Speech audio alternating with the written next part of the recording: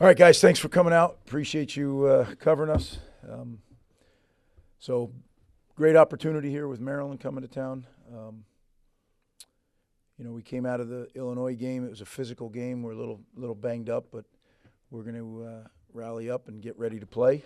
And by Saturday, our guys are going to be prepared and physically and mentally and emotionally ready to go. And we'll go out and give it every ounce of energy we got. So, with that, I'll open for questions. Greg, you're a defensive coach, obviously. Has this year been more frustrating than others, just not being able to get that side of the ball going for you personally? When you're as a head coach as many years as I've been, you kind of lose that, whether you're offensively or defensive or your special teams. You become everything after a while, right? Did I come up in the ranks as a defensive coach? Absolutely. I love defense. I think we're getting better on defense. I just think that until you make some big steps, it doesn't show in the results, but there is incremental improvement going on all over the place. I'm hoping that this week it surfaces in a way of results. It did a little bit at Purdue. We were a little bit better. We're actually a little bit better at some things Saturday, believe it or not. It's just the talent of the guy behind center really kind of negated whatever improvements we've been able to make. Like, he was special from the first drive on, but that's life. That's what you play in the Big Ten, and we just need to get better. We're to the point where we can do it against that level of competition and be successful defensively. So that's our hope this week. Certainly have a huge challenge. Young quarterback, but immensely talented. We know him well. We recruited him out of Bishop Spalding High School, a great program down there. Malik is everything you want in a quarterback. He's big, he's strong, got great arm talent, tremendous human being, everything you want in a quarterback. So we have our hands full. Certainly they had a tough game against a very good Indiana team.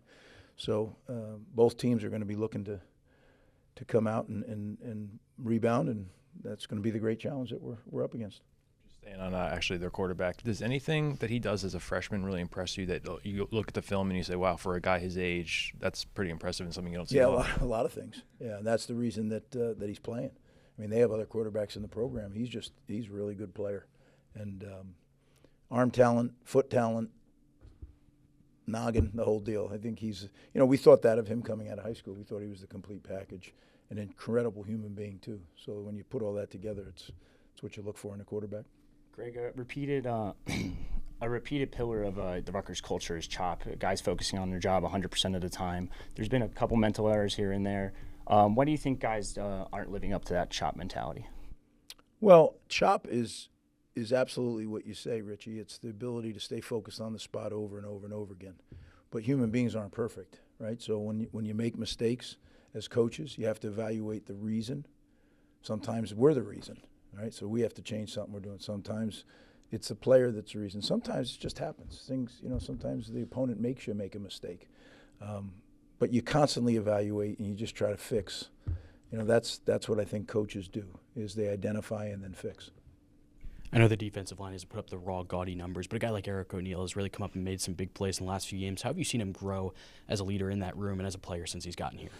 I think what Eric's tried to do is really rise to the occasion of Big Ten football, and I think he's doing that every week better and better and better. He's making plays, as you said. I thought Saturday may have been his best game as a Rutgers player. Very productive. And I love the way he approaches things. He's an all about it football player. He loves football. And I do well with guys like that. Maryland secondary's long, athletic, makes a lot of plays. What have you seen from them, and will this be one of the toughest secondaries you've played so far this year? Without a doubt. I mean, they lead the nation in pick sixes. They have 15 interceptions in 8 games. That's outstanding, right? I mean, that's at an elite level. And you hit it on the head. They're long, they're athletic, they're very well coached. I can see that. I look and they understand passing concepts. They understand quarterback play. They're very disciplined in their technique. I think it's without a doubt one of the best secondaries in America. The offense hasn't been playing at its best in the recent weeks. How do you feel like the two tackles, Mo Giwa and Tyler Needham, adjusted to having, Needham having to move over from left to right, and then Giwa obviously getting the start on Saturday? Yeah, I mean, that was what we needed to do to get what we believed was the best 5 on the field at once, right? Certainly not ideal that that Tyler has to jump to the other side. All in all, I thought Mo, for his first start, did a very good job. I mean, you're talking about a guy who was playing 1AA football, less than a year ago, and now all of a sudden he's starting left tackle in the Big Ten. So I think, again, now how can he grow? How can he build upon that this week? That's going to be the real question, and one we have to get an answer to, right? How do we make him better, incrementally better by Saturday?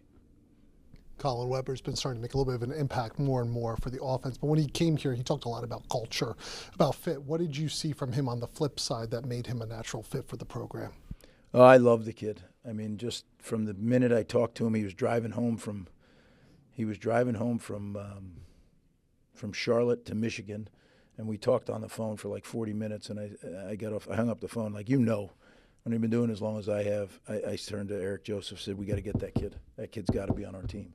And I was so excited when he decided to come here. It would have been easier maybe to go to Michigan State or somewhere closer to home. And the fact that he came here meant a lot to me. And he's been a tremendous fit, a tremendous addition to the offense. We're fortunate to have him. I know you're busy, but I guess you're not surprised about Kyle Monungai's performance this past week? Oh, I was so excited. Everybody was texting me, and I had texted him before the game, like just what I used to tell him before we played, no flowery message. And it was funny. He hits me back with the same thing you say back to me. And I was not shocked one bit. As I've said to everybody when he was coming out, and some listened and some didn't, was the way he ran in the Big Ten is exactly how he's going to run in the National Football League. And having coached in the National Football League, I know what works in that league at running back, and he's what works. He is. I heard their coach on one of the clips say he's hard to take down. That's who Kyle is. He's not gonna. I told him he's not gonna be 4-4. That's not who he is. He's hard to get down, and really pleased for him. Pleased for the Bears. I have a special place in my heart for that organization. Worked there early in my career. Was really excited when Kyle got his opportunity there, and excited for him now. What have you seen from Farrell Nago and the way he's taken advantage of the opportunities he's gotten? I apologize. Very good, very, very good, young, talented player. He's only going to get better and better. I can't wait to see him after an off season with Coach Brown in the weight room. He's already made huge strides, but as you can tell, he's very comfortable out there. He's a mature guy. I know you probably, I think he visited with you guys after the game, right? At the podium or no? No, okay. I thought he did that. Here last week. Oh, last week. Okay, I get confused. But a very, very smart kid and a really fine athlete. The Big Ten designated this game against Maryland as a rivalry. What are your kind of thoughts on the Big Ten designating rivalries, and do you think this could be a trophy game? I know we ask you this every year. Yeah. Again, I think we're such neophytes in this league, and until you win games at a consistent rate over time and you have contests with people, who knows, it could, right? Right now we've played each other 5 times. They have the lead 3-2, right? So could that become, when you go back and forth in recruiting, could that become a rivalry? Sure. I don't think you can tell somebody this game's a rivalry. I know the reason we do it, and I'm fine with that. But rivalries happen organically over time, and usually they're over tough ball games, tough recruiting battles. But we'll see. I'm worried about one thing: 2:30 kickoff, having this team ready to go, and all the rest of the stuff is fluff. Final question.